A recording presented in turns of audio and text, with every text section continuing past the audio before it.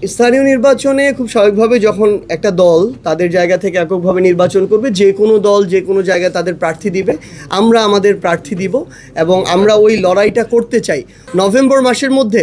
বাংলাদেশের ইউনিয়ন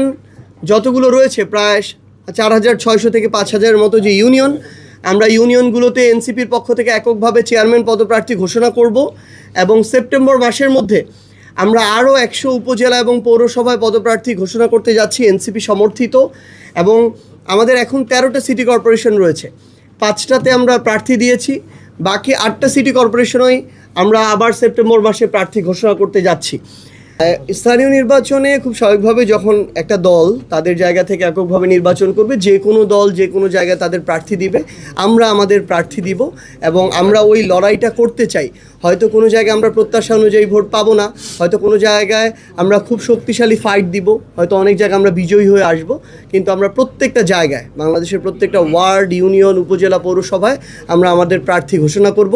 এবং আমরা বিজয়ের জন্যই আমাদের এই লড়াইটা করব ইনশাআল্লাহ।